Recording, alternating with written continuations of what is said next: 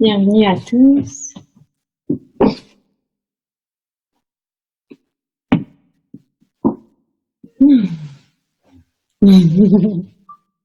Si vous voulez, on peut fermer nos yeux puis atterrir ensemble.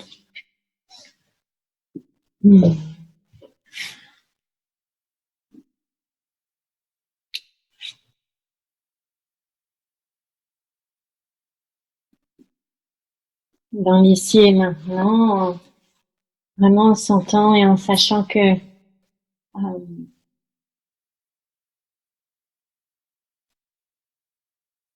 un satsang et jnanam, ce qui en sort, quelque part, c'est vous qui le produisez, vraiment votre présence. Mon sankalpa, c'est de vraiment pouvoir laisser se dérouler les mots qui vont venir à parler à votre être profond.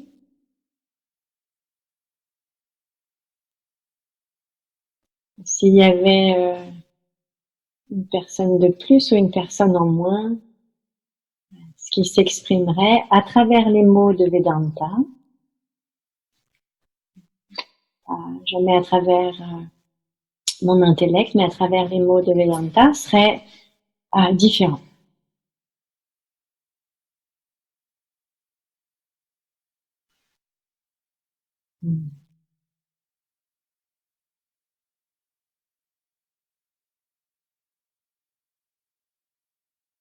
S'il y a quelque chose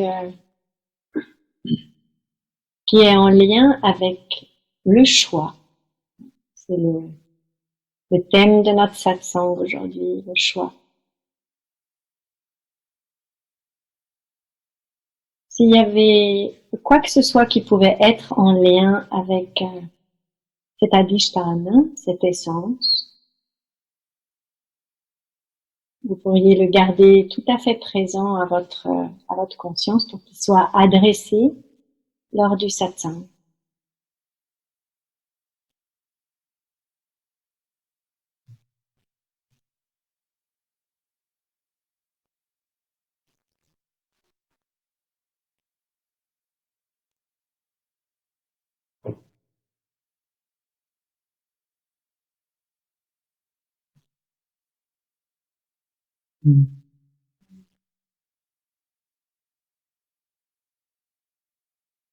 Demain, Chit Mudra au cœur.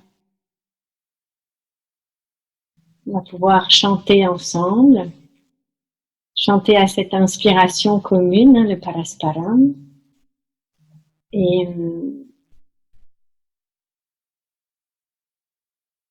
à Ishvara, cet infini qui vient tous nous inspirer et qui nous permet de vivre nos honneurs mutuels quand on est ensemble, connectés, même à distance.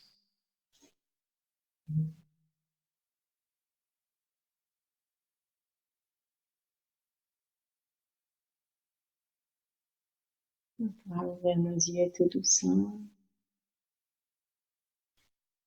Om Ishvara, Om Ishvara, Gururatmeti, Gururatmeti, Murtibe, Murtibe, Davibhagine, Davibhagine, Vyomavadhyap, Vyomavadhyap, Tadihaya, Tadihaya, Dakshina, Dakshina, Murtaye Namaha, Murtaye Namaha.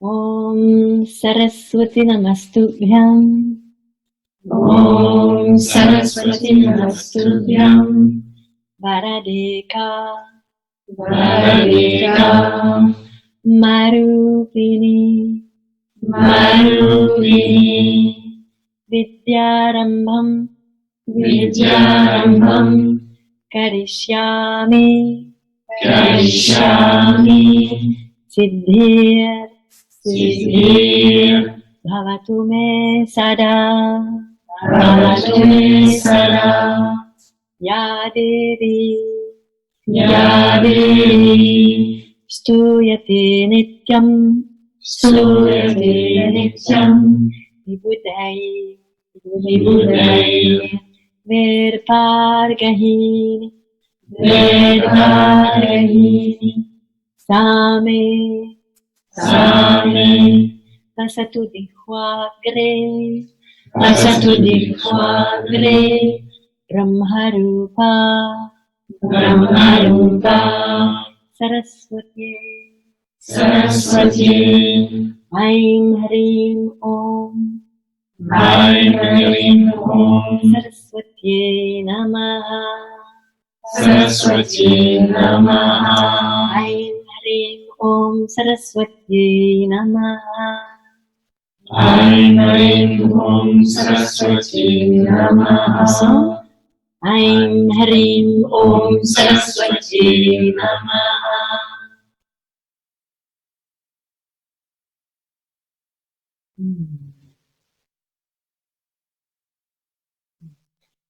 Pour que Samskritam se chante comme ça, il y a une sacrée dose de heart connection, hein, de connexion de cœur. Pour certains, ça y est, le sanskrit peut être relativement incorporé dans Antakarana Shuddhi, dans le natal. Pour d'autres, c'est très nouveau, et pourtant ça se chante. Et quelquefois, ça fait des mois ou même des années qu'on n'a pas chanté un mantra. Et si on est connecté par le cœur avec Acharya, hein, Shishya-Acharya, vraiment dans cette circulation de l'enseignement, alors ça prend place et le sanskrit se chante. Même plus moi qui chante le sanskrit, même plus personne, c'est hop, ça se chante. Vous sentez ça? Vous sentez ça?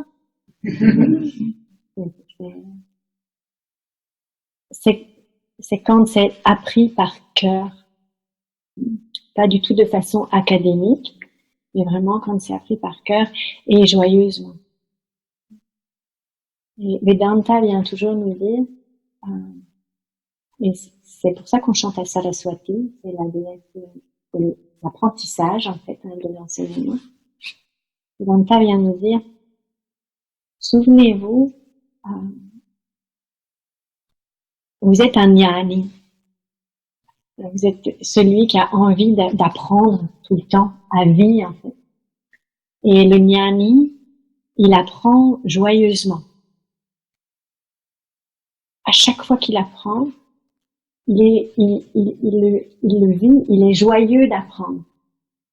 Il apprend pas pour être joyeux. Il apprend joyeusement. Et souvent on se dit qu'on apprend quelque chose parce que quand je saurais ça, je pourrais faire ça, donc je serai joyeux. Mais en attendant, c'est quoi le now? C'est comment le maintenant? Est-ce qu'il est joyeux le maintenant? Donc en tant que jnani, je suis là pour apprendre joyeusement. Parce que dans ma vie humaine, eh bien j'ai ce choix. Vikalpa, c'est notre thème d'aujourd'hui, Vikalpa. J'ai ce choix de vivre joyeusement, d'apprendre joyeusement, selon les grandes vertus du dharma, les grands équilibres en fait. Alors, dans notre yuga, dans notre ère, qui est le 4e yuga, la quatrième grande ère, c'est pas toujours évident d'être joyeux. L'humain, la conscience humaine aujourd'hui, dans notre ère, dans notre yuga, est traversé par énormément de vritti, de beaucoup de pensées. Nous avons le mental de cette ère qui a commencé il y a plusieurs centaines d'années, hein, est très fort traversé par beaucoup de pensées, d'envie, de pas d'envie, hein, raga, de chasse, de presque de dépendance. Quelquefois, quand on a envie de quelque chose, ça peut être très fort. Ou au contraire, d'aversion. Hein, donc raga, c'est vraiment quand on a envie de quelque chose. Et dosha, c'est quand on veut pas quelque chose. Et nos aversions peuvent être fortes. Vous sentez ça? C'est ce yuga où Nandini est moins stable qu'elle a pu être dans d'autres yugas. Dans le premier yuga, Nandini, la vache, était représentée sur ses 4 pattes. Stable. Nandini a vraiment une vache plantée. Et puis, au second yuga, elle perd une patte. Donc, elle n'est plus que sur 3 pattes. Donc, un 4 pattes, quand il est sur 3 pattes, ça va, il est encore stable. Au troisième yuga, elle n'est plus que sur 2 pattes. Imaginez la vache sur 2 pattes. Et au quatrième yuga, on est au quatrième yuga, le Kali Yuga. Nandini est sur 1 patte. Donc, on peut avoir ça en tête, pas pour s'apitoyer ou pour donner pour aller projeter une responsabilité à l'extérieur, mais vraiment pour faire, ok, c'est un état de fait. Hein, les grands équilibres sont challengés, on le sait. Dans le Buddha Yagna, les grands équilibres des écologies, ça se voit à l'extérieur, les écologies extérieures sont très challengées. Les éléments, l'eau, le feu, les règnes aussi. Les animaux, on disait, quand on a perdu la moitié de nos oiseaux, 50% des oiseaux. Donc, nous devons de comprendre ça et de percevoir que, eh bien, nous avons le choix. Et que l'instrument majeur du jnani, dans son vikalpa bhavanam, son état de choix, a un outil majeur, c'est la volonté. Le willpower. En anglais, il y a vraiment le mot power dedans. C'est vraiment le pouvoir du choix. Prayatna. Donc à la fois, il peut être très fort. À la fois, du coup, il engage une vraie responsabilité. Et à la fois,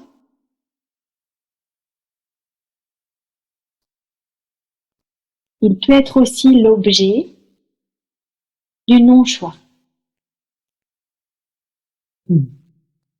Aprayatna. Donc dans Advaita Vedanta, donc c'est vraiment la nature de... C'est un petit peu foncé. Peut-être je vais me reculer un petit peu. Ouais. C'est agréable, hein, mais bout de taille. À la fois, donc Advaita Vedanta, ces enseignements de la non-dualité vont toujours, et c'est ça qui est génial, nous enseigner un pôle et son inverse. C'est la base et le fondement de Advaita Vedanta. C'est ce qui nous préserve de l'abus et de l'attachement à une croyance. Si on pouvait à un moment donné, si un enseignement venait vous dire ça, il n'y a que ça qui est vrai, alors cet enseignement commencerait à polariser. Ça voudrait dire que si ça c'est vrai, tout le reste c'est pas vrai. Donc on viendrait dualiser. Ça peut être un peu l'écueil de certaines philosophies ou de certaines sciences. Ça c'est vrai, ça c'est pas vrai. Mais Vedanta n'est pas prouvable et n'est pas non plus improuvable. Alors je sais pas comment on dit ça en français, mais it's not possible to prove it nor to disprove. Ouais, mais ça fait pas tout à fait pareil. Et c'est pour ça que Vedanta viendra toujours vous donner une compréhension dans un pôle et son inverse ou sa complémentaire dans l'autre pôle. Donc on peut pas traiter du choix ou de la volonté à la lumière de Vedanta sans aller traiter le non-choix ou la non-volonté. C'est impossible en fait. Et ce sera jamais déroulé de façon polaire.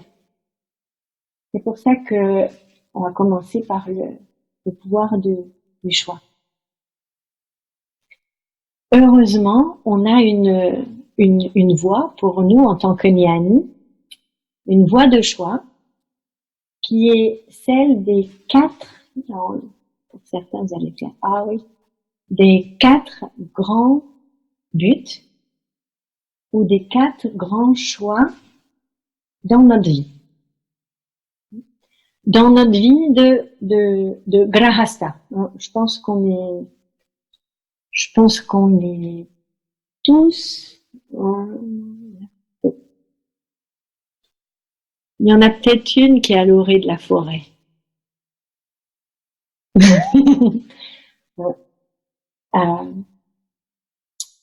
Le grahasta, il est à la deuxième phase de la vie. Je pense qu'on y est tous. C'est la phase où on a plus de 16 ans.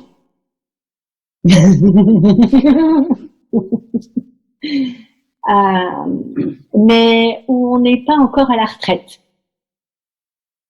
Il y en a qui sont déjà à la retraite. Bah oui, on en a une qui est à l'orée de la forêt. Bon, pour tous les autres, on est un grahasta. Mais de toute façon, on y est toujours parce que on est toujours engagé dans le grahasta, c'est le maître de maison.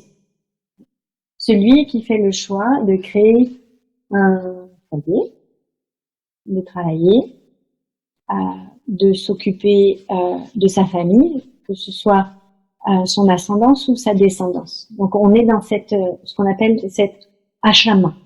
C'est les 4 grandes phases de la vie. On est dans le deuxième. Donc heureusement parce que c'est une sacrée phase quand même.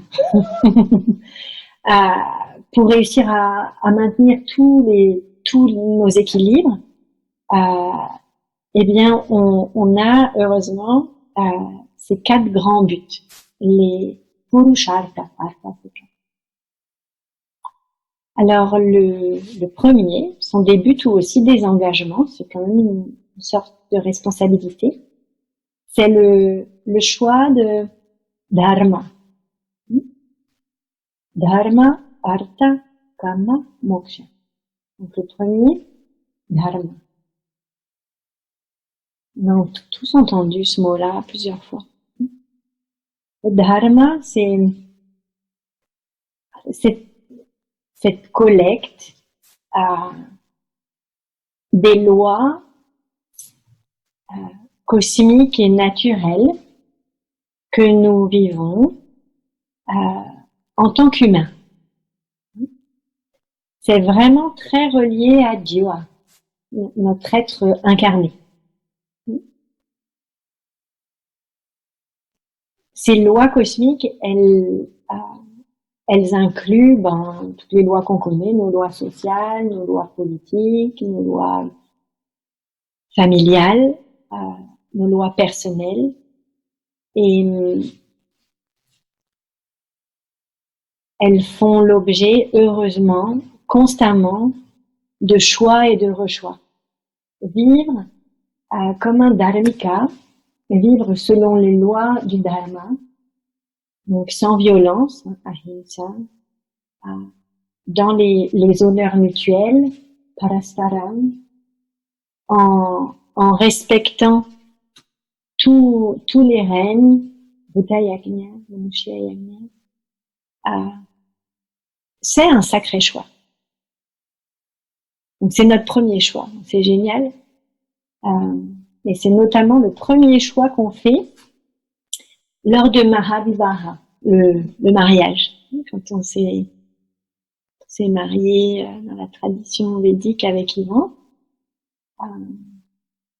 eh bien, on a fait des circonvolutions en marchant, avec 4 grands cercles qui symbolisaient ces 4 grands engagements. Et ça aide d'avoir des bons rituels. Donc notre première guidance au choix, dharma. Vivre comme un dharmika selon les lois des équilibres. Respecter les humains, respecter les animaux, respecter les végétaux par nos actions, kayena, par nos mots, vacha, et par nos pensées, manana. Vous vous souvenez, kayena, manana, vacha. C'est quelque chose que vous pouvez rappeler constamment. Est-ce que quand j'engage quelque chose, un mouvement d'agir, un mouvement de parler ou un mouvement de penser, est-ce qu'il s'organise au sein des lois du dharma? Est-ce que ça va générer de l'équilibre? Sacrée question. C'est tellement vaste en fait.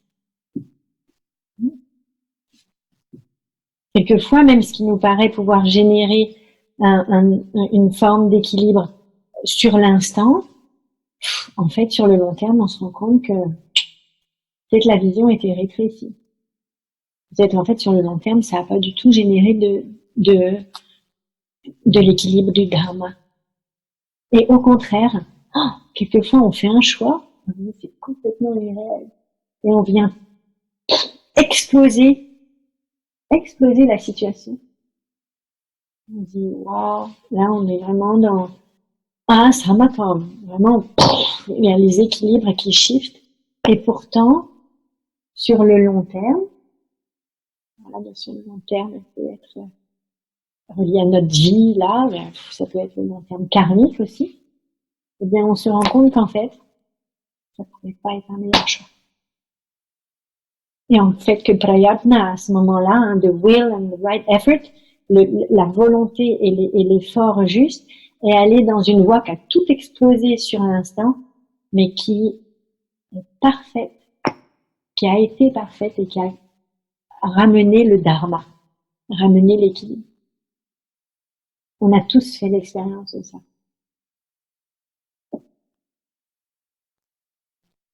Quelquefois, les choix irrationnels. Donc ça, c'est le premier dharma. Le second purushat, le second grand but ou grand choix, c'est artha. Artha, c'est notre engagement dans notre vie de prospérité. Le jnani prospère. C'est-à-dire que je peux être un grahasta, et ça c'est très très très important de le comprendre profondément, si on est appelé par notre vie d'esprit, vraiment notre vie spirituelle, et de la vivre, pas en concept ou dans les livres, la vivre en fait, tous les jours, dans notre vie vraiment, en vrai. C'est très important de comprendre que en tant que maître de maison, j'ai un engagement à la prospérité et à la richesse.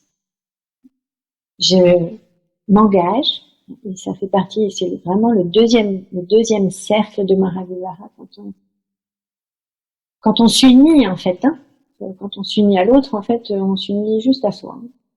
Donc, dans le deuxième cercle, c'est de dire, ok, je m'engage à ce que nous puissions vivre une vie où mes besoins primordiaux, hein, les deux premiers chakras en l'occurrence, hein, que mes besoins primordiaux soient satisfaits pour pouvoir être préservés de tout ce qui va être de l'archéocortex, hein, de sauver ma peau, donc toutes les peurs un peu archaïques, pouvoir être préservé des peurs archaïques. Si Antahkarana Shuddhi, mon outil mental, est constamment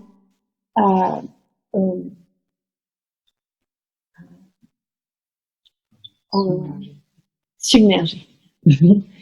Submergé par les peurs premières, ce sera pas évident de recevoir la compréhension, de recevoir Jnana.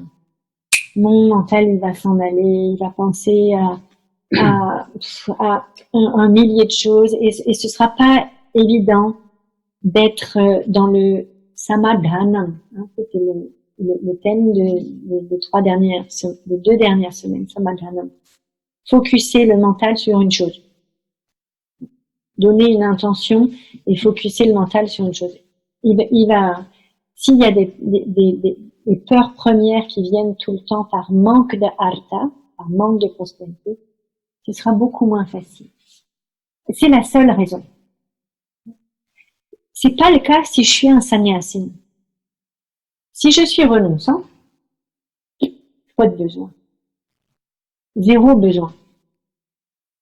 Si je suis renonçant, je vis avec ma communauté, à l'ashram, au monastère, la vie pourvoit, les donateurs pourvoient, les grahastas, les familles riches pourvoient, et moi, je peux me laisser aller juste à apprendre et transmettre. Je sais que ça va venir du jardin. Je sais que l'abondance est là tout le temps. Donc, j'ai pas à m'occuper de ça. Moi, je suis pas dans ma grotte dans l'Himalaya. Je suis ici, je vis dans un paradigme de matière, donc je m'engage à ça, pour moi et ma famille. Deuxième choix. Avec mesure et avec sagesse. Il ne s'agit pas d'être dans un extrême ou dans un autre. On n'a pas bien dire I avoid extremes. J'évite les extrêmes. Préserve. Troisième, Purusharth. Notre troisième choix,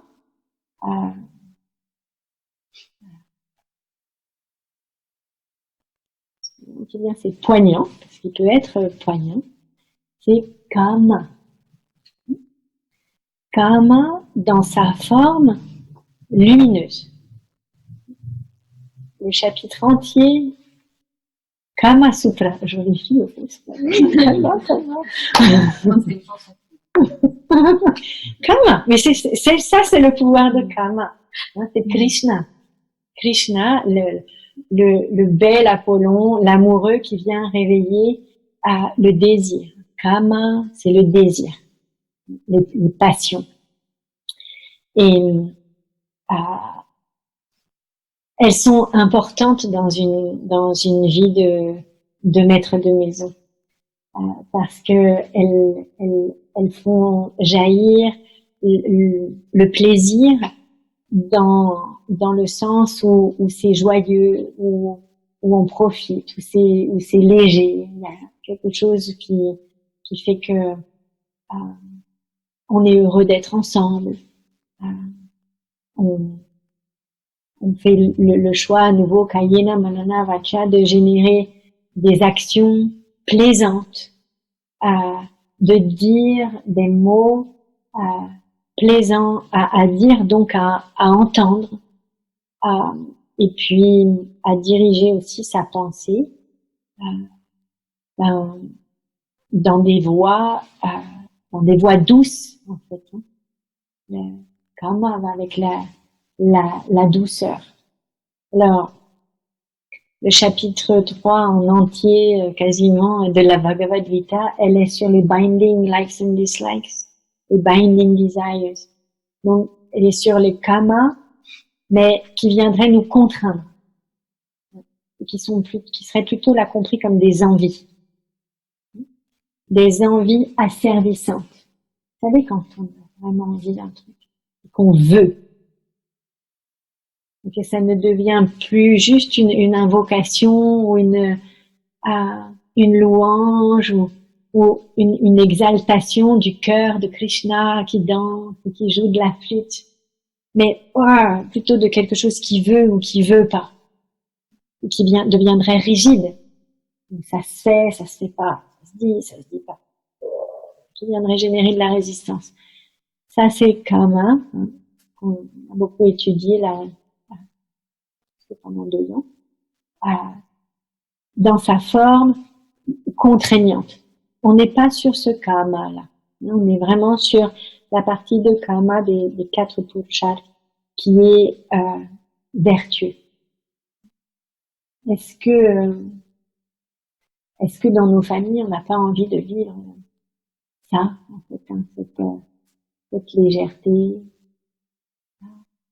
d'avoir le plaisir de se faire un chouette dîner ensemble, un jeu, une marche, un voyage, mettre en place toutes ces douceurs en fait au sein de notre famille, avec notre autre signifiant, notre conjoint, avec notre descendance, nos enfants, mais aussi partie avec nos parents.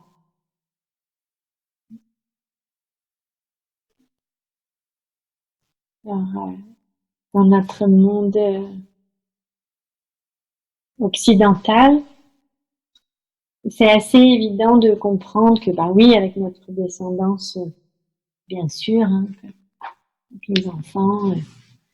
Et en fait, si c'est évident que, bah oui, avec les enfants, bah en fait, la réciproque, elle est là aussi, et aussi avec nos parents. Et peut-être on peut faire juste une petite aparté là, c'est que notre psychanalyse et la psychologie qui est née il y a près un siècle, avec Freud et Jung qui sont vraiment allés puiser dans Vedanta. C'est super de voir qu'en fait ils ont été passionnés par Advaita Vedanta. Ils n'ont pas pu à cette époque-là garder la partie de l'esprit. Ils ont vraiment gardé corps mental, mais c'était pas possible pour que ce soit reçu par les sciences de l'époque de parler de l'esprit. Jung un peu, Freud pas du tout, mais Jung un peu, pas mal même. Eh bien, c'est important de comprendre que à un moment donné, la psychanalyse a dit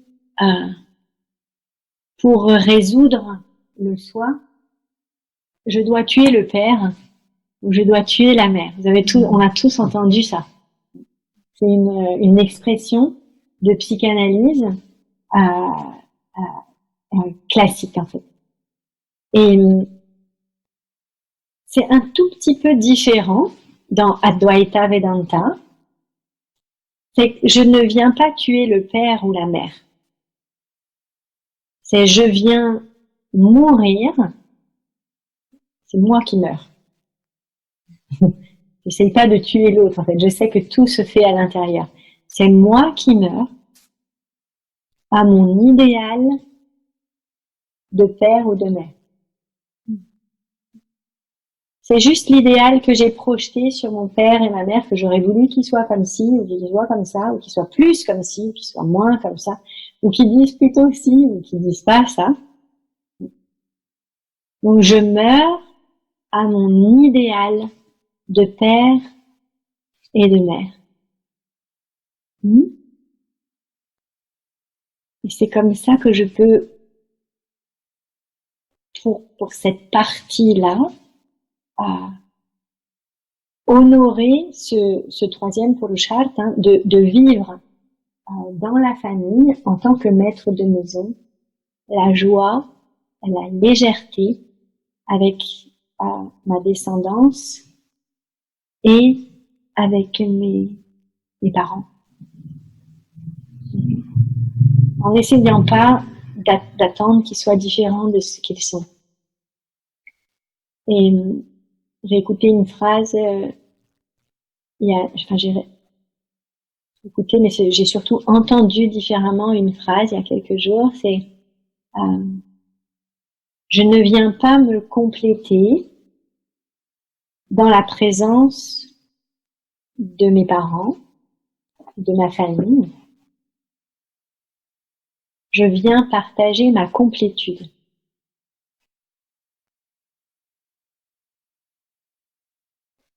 C'est énorme, cette différence. Je ne viens pas me compléter dans la présence de ma famille. Donc, ça voudrait dire que ce que je sens un peu en manque en moi, qui serait pas complet en moi, je l'attendrai de l'extérieur. J'attendrai qu'il soit un peu comme ci, qu'il me donne un peu plus de ça, pour que je me sente un petit peu plus bien. Je viens pas me compléter dans la présence de ma famille. Je viens partager ma complétude pour lui.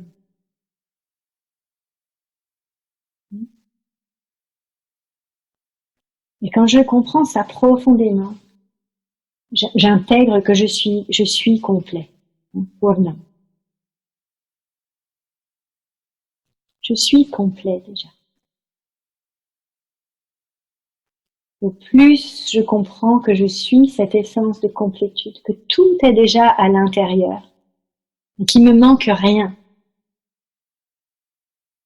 au plus je peux mourir à cette souffrance, qui est la souffrance, qui est l'origine de toutes les souffrances humaines, c'est la peur d'être insignifiant.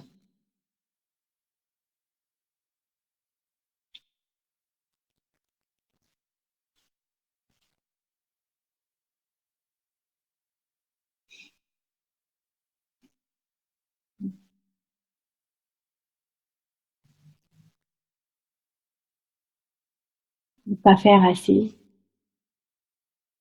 ou d'être petit. Souvent, on compense en se disant, faut que je donne un peu plus, faut que je fasse un peu plus, faut que j'apprenne un peu plus. Ça,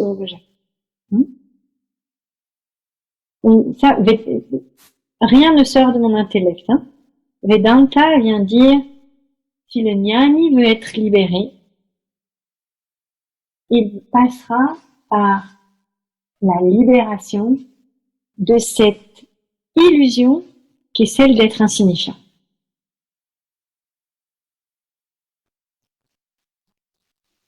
De ne pas être appelé au téléphone, de ne pas être aimé par nos enfants, par nos parents, par certains de nos amis. On vit tous ça.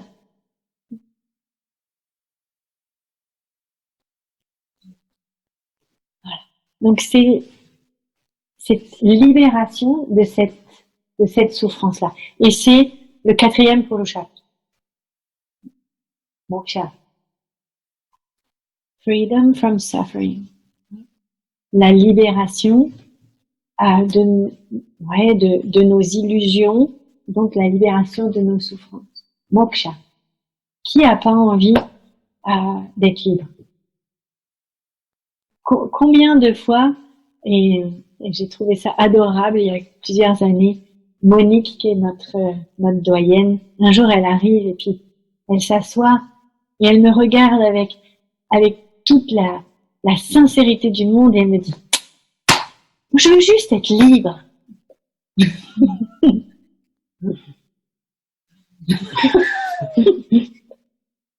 C'est quand même pas sorcier. Je veux juste être libre. J'ai vu, il y a une pub en ce moment, je sais pas quelle pub. C'est sur la liberté. Ah, c'est l'état ultime. Vedanta vient dire, c'est l'état ultime. C'est le moment où la personne, notre personne est tellement libérée de toutes ses envies, ses projections, ses peurs, qu'en fait, il est complètement libre. Antakarana Shuddhi, l'outil mental, n'est plus happé par le fait de devoir faire plus ou moins, ou le fait de devoir accomplir. La personne, et on peut le sentir et on va le sentir, la personne devient libre des attentes,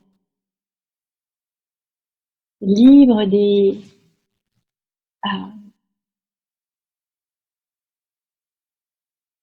libre des chat-hari,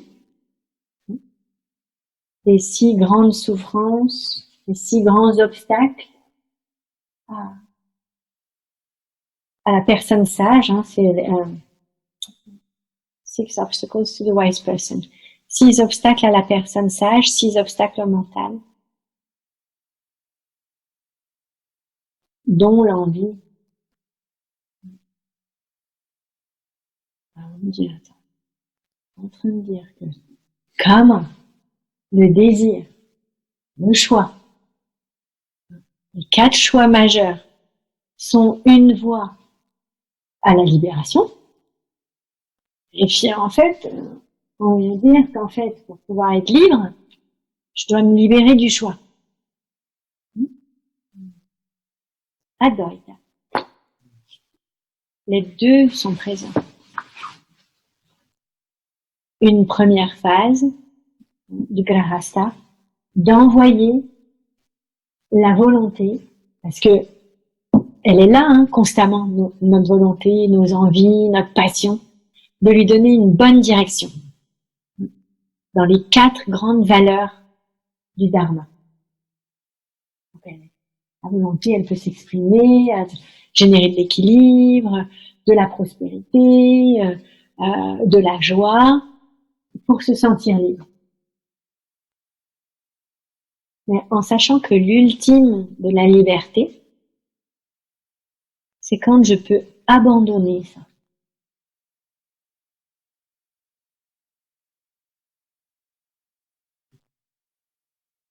Maintenant, prenez juste un instant pour engager votre volonté dans une chose qui est vraiment importante pour vous. Vous laissez venir ça à votre esprit. Si ça vous aide de fermer les yeux, vous pouvez fermer les yeux. Et samadhana, vous placez votre focus sur cette qualité, sur cette chose, et vous faites converger votre attention, votre intention et votre volonté sur cette chose en particulier.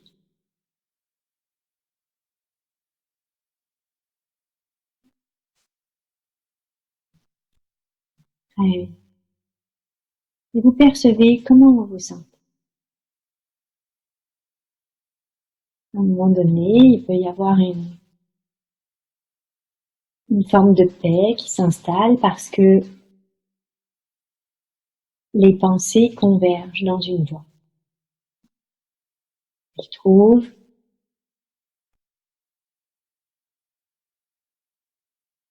un chemin, pramanam, c'est un chemin, une voie d'intention, pramanam.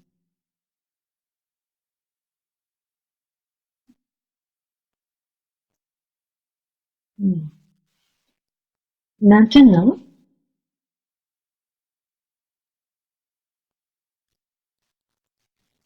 vous pouvez, dans l'instant, abandonner ça. Les yeux fermés.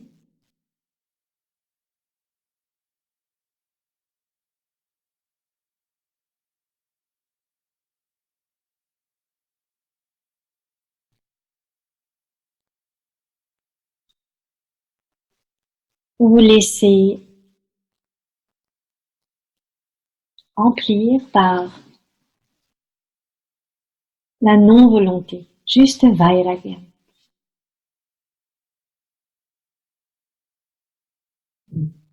L'état de ne plus avoir à choisir quoi que ce soit.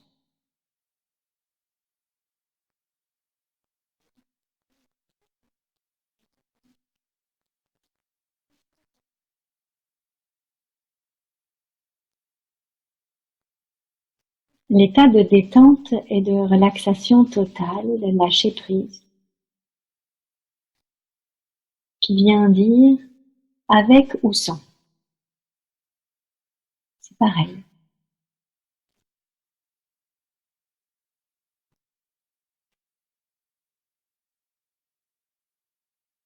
L'état de non-volonté.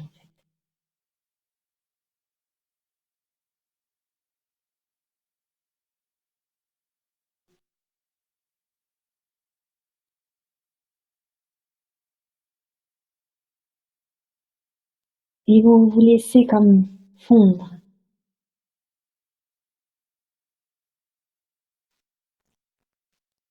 dans cet espace du rien, tranquille. Il n'y a rien à vouloir.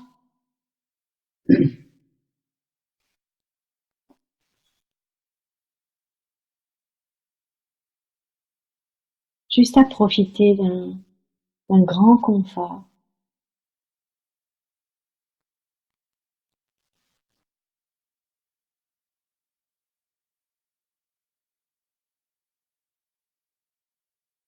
Évidemment, ça passe par un choix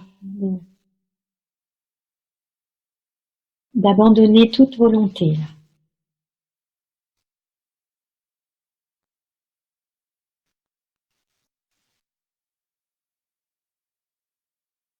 D'abandonner totalement ce qui pourrait vouloir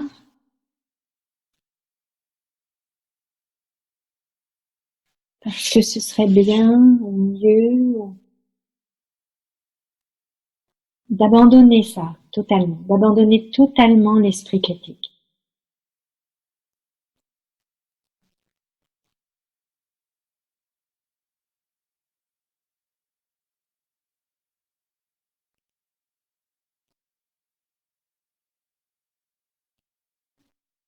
C'est ça.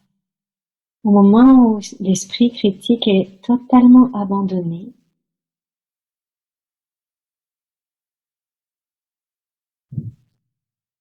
vous pouvez juste résider dans l'être, dans le soi.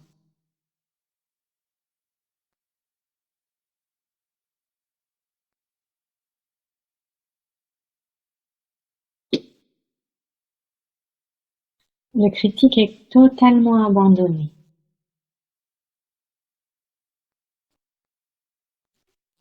Il n'attend plus que je sois différent de ce que je suis.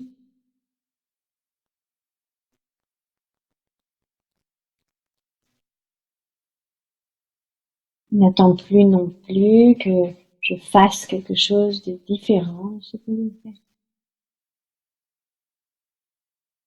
il arrête.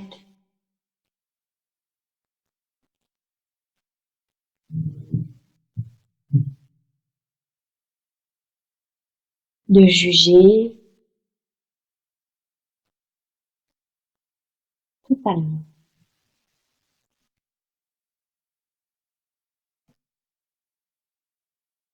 Il est juste d'accord avec ce qui est. Il est bienveillant pour moi.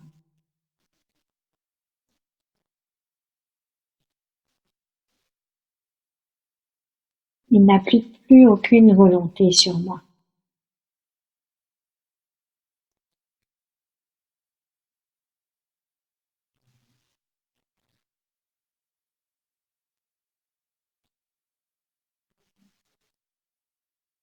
Et je peux me détendre.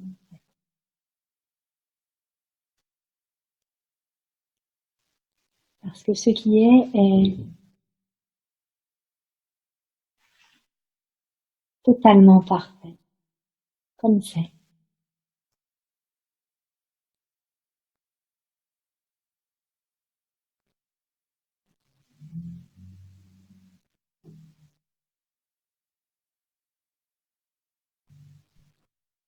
Aucune volonté.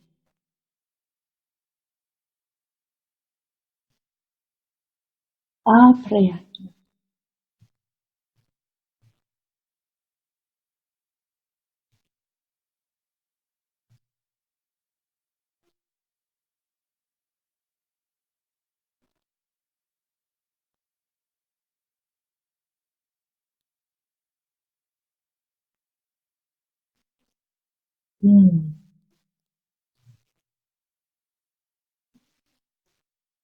dans cette non-volonté réside la bienveillance. Pour moi,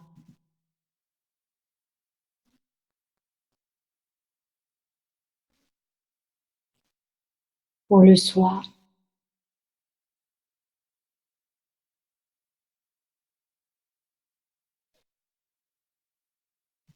et de fait pour l'autre.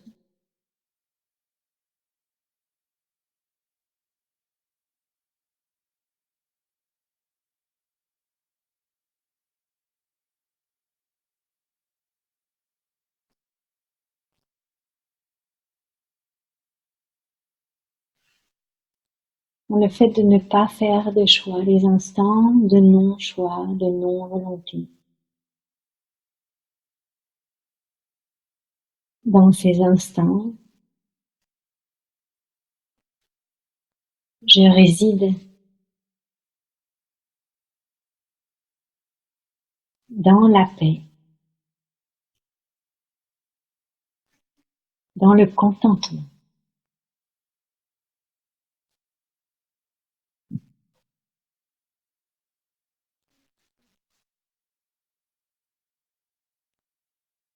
Santosh.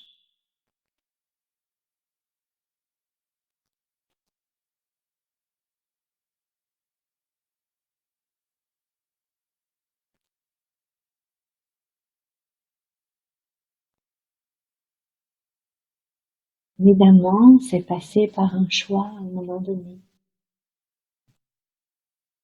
d'entrer dans la nothing box, dans la non-volonté.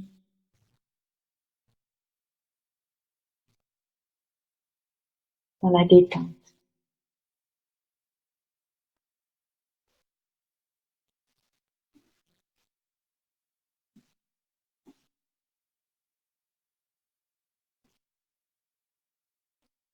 En n'ayant aucune attente envers soi, aucun jugement,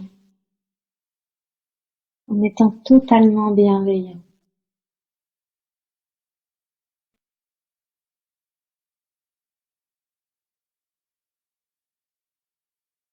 Le soi est libre et paisible.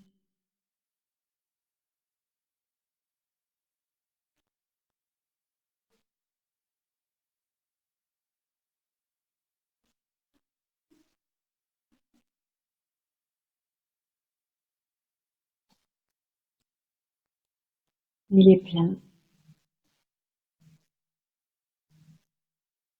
Il n'y a pas d'autre attente que d'être ici et maintenant, comme il est, tel qu'il est.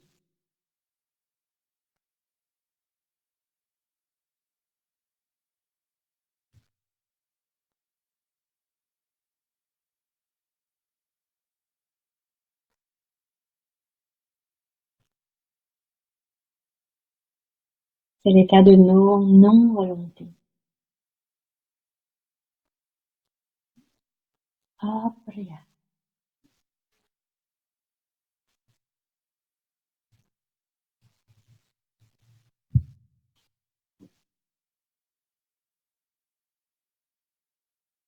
Vous pourrez maintenir apriyatna, cet état,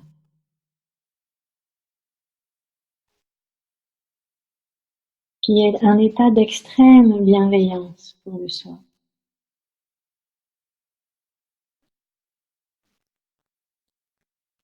Qui ne plaque plus aucune volonté que le soi, moi, soit différent de ce qu'il est. Extrême bienveillance pour soi-même.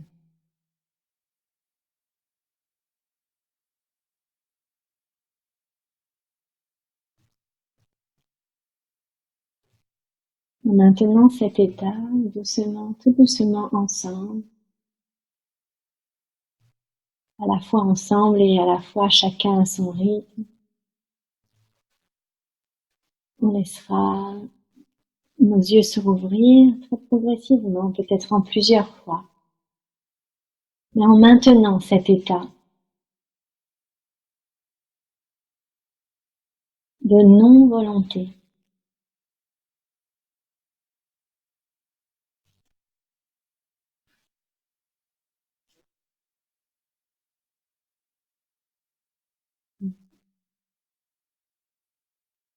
On s'entend comme cet état de non-volonté nous place dans un espace de confort en fait et de bienveillance pour soi.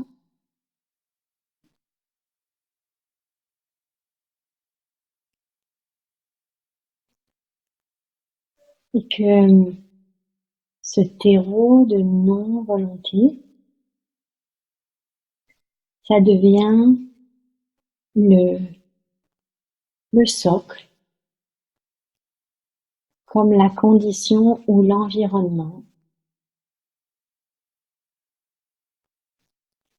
qui pourra précéder, qui pourra être le terreau de tous nos choix.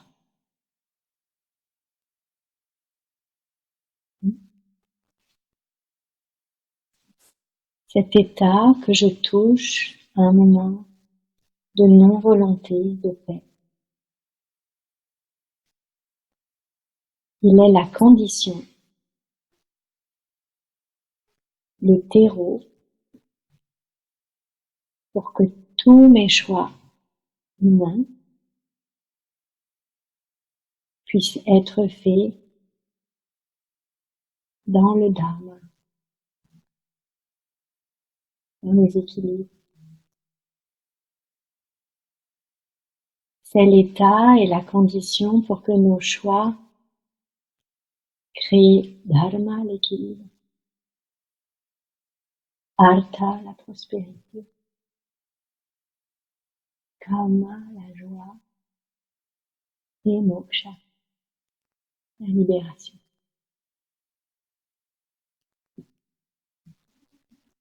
En fait, ils cohabitent constamment. Ils ne peuvent pas exister l'un sans l'autre.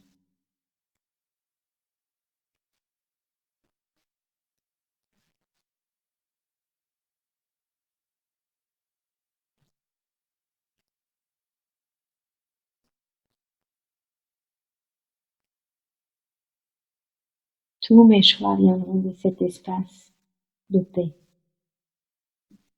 Il n'y a pas de critique, où je me sens plein. Et où de fait, comme je sens, je suis contentée, je peux me laisser juste inspirer et laisser mes choix, vikalpa, se générer à partir de ça.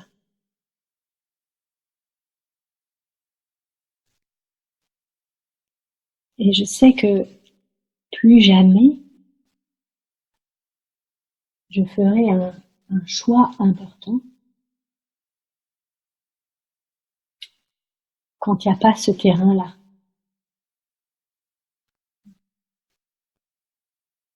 Je comprends qu'en fait, si je suis agitée, si je vis des pressions ou des déséquilibres, ce ne sera pas la peine de faire un choix. Non. Ne faites jamais des grands choix à partir d'une émotion. Le fruit de ce choix portera la vibration de l'émotion à l'origine du choix.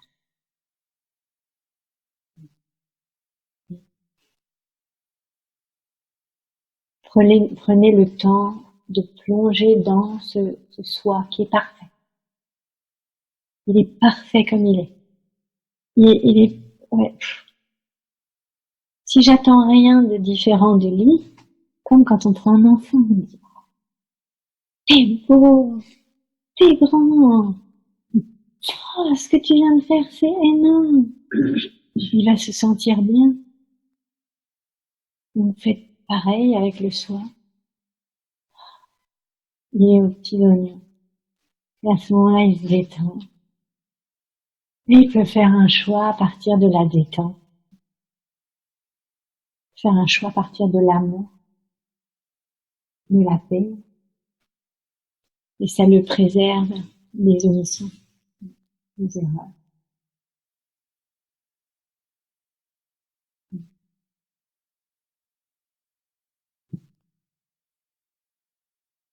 Prayatna et aprayatna, la volonté et la non-volonté, sont deux sœurs inséparables.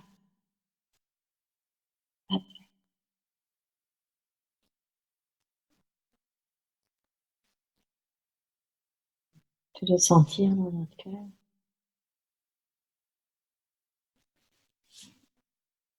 Sentir ce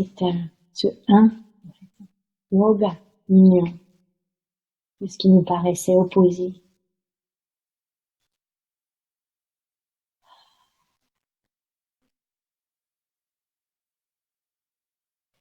Et joindre nos deux mains, c'est ce signe-là de Advaita, faire se rejoindre ce qui nous paraissait opposé.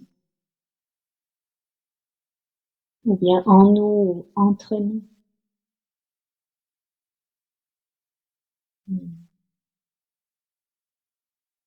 Pour se sentir vraiment complet,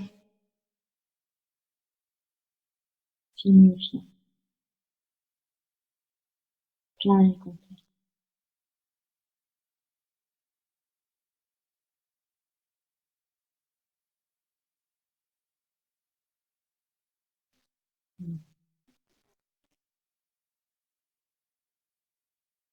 On va pouvoir chanter le Swasti Mantra ensemble, et c'est cette prière, en fait, ce chant, qui vient invoquer ça pour l'humanité tout entière. C'est vraiment le chant qui vient dire, puissions-nous tous passer de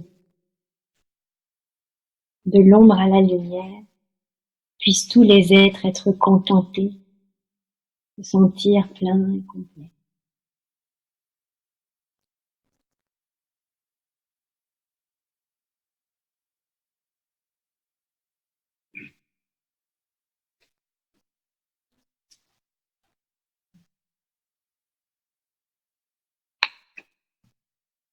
Om Swasti Prajabhyah. Om Swasti Prajabhyah. Si l'audio et la vidéo aident, vous pouvez ouvrir les yeux. Om Swasti Prajabhyah. Om Swasti Prajabhyah. Pariparyantam. Pariparyantam. Nyayena Margena. Nyayena Mahena Mahi Mahisha Mahi Mahisha Go Brahmani Vyash Go Brahmani Vyash Shubhamastu Nityam Shubhamastu Nityam Loka Samasta Loka Samasta Sukhino Bhavantu Sukhino Bhavantu Kale Varshatu Kale Vakshatu Parjanyaha Parjanyaha Prithvi Sasishalini Prithvi Sasishalini Deshoyam Deshoyam Kshobarahitaha Shobharitaha Brahmana Santu Nirmayaha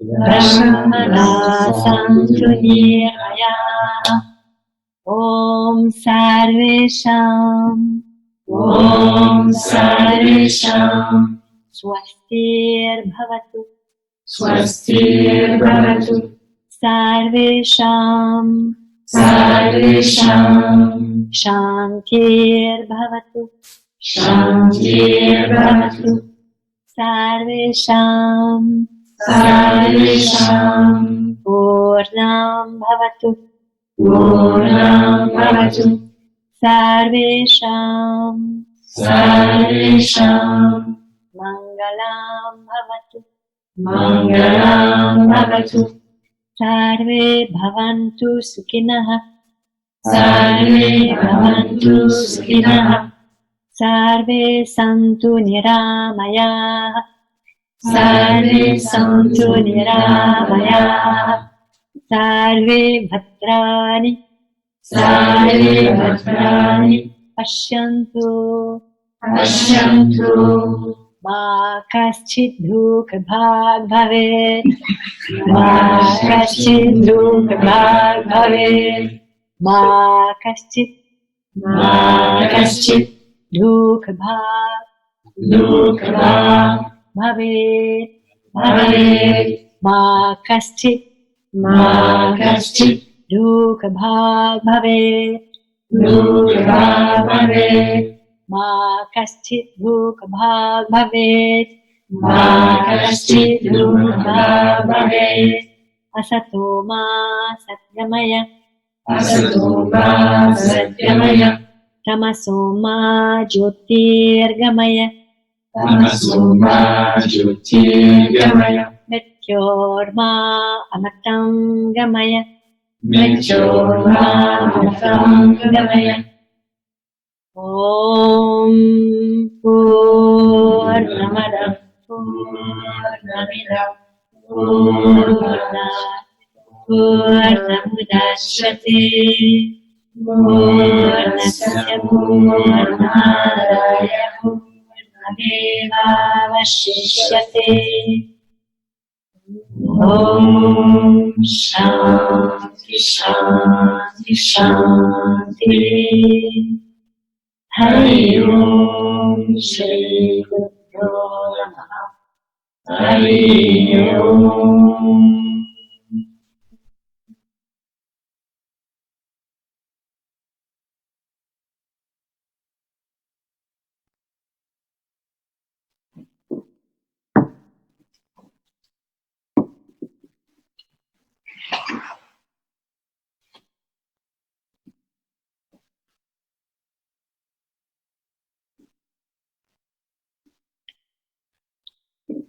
Hari Om à vous dans le Zoom Zoom.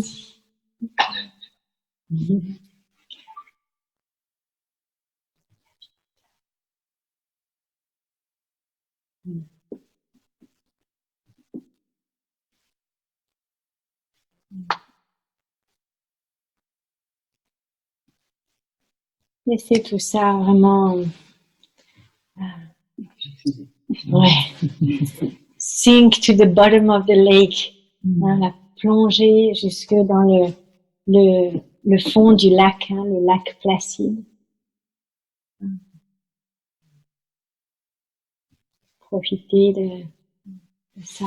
Shravanam, c'est la première phase d'écoute. Manana, c'est la deuxième phase, la réflexion. Et Nidhyasanam, c'est la troisième phase, la contemplation. Qu'on a eu là notre phase de Shravanam, le coup mutuel, en fait. Tout ce qui sort, c'est parce que je vous écoute. Donc Shravanam mutuel, Manana, la réflexion. Réflexion aussi. Reflection, le reflet. En anglais, c'est le même mot. Reflection et reflection. Et Nidhyasanam, ensuite, la contemplation.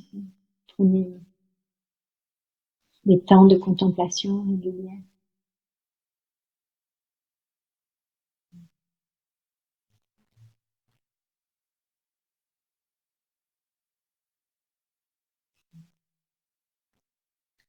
Merci.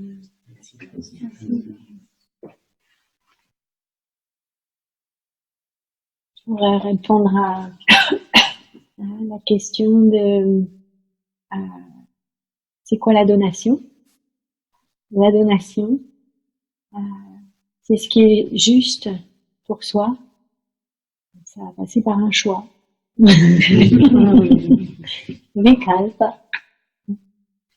Et c'est le choix à partir d'un espace de plénitude qui va manifester la plénitude.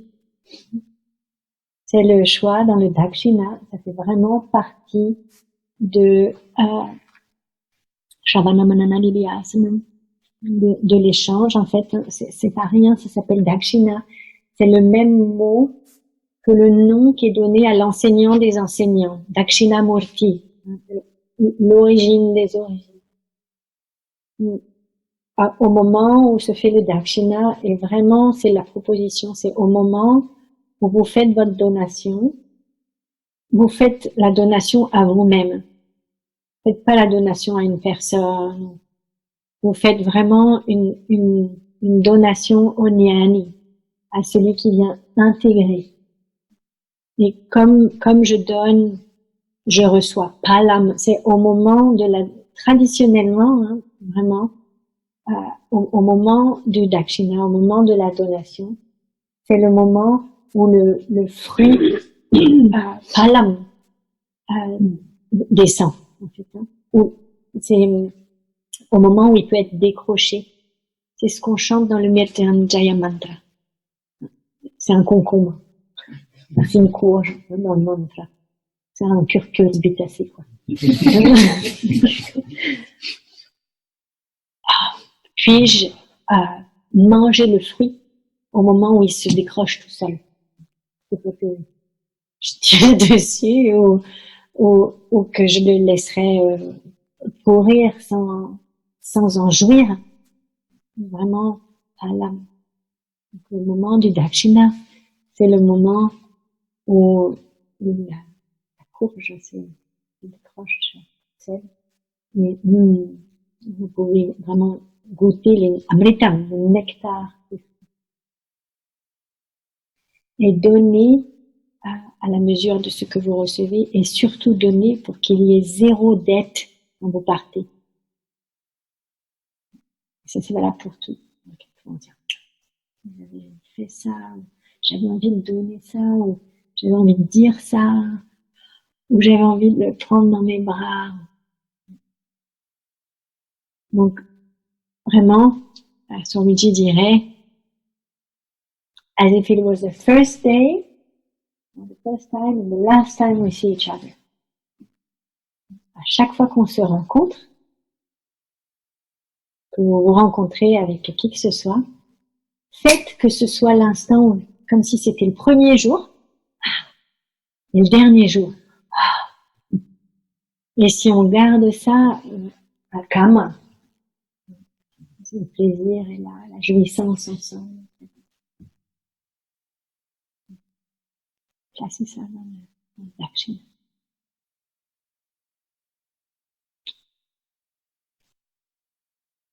Merci à tous.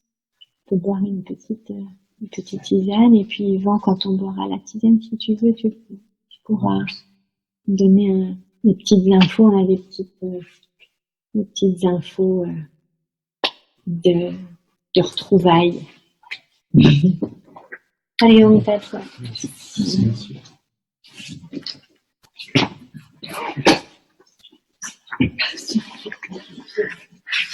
Alors, prenez le temps, hein.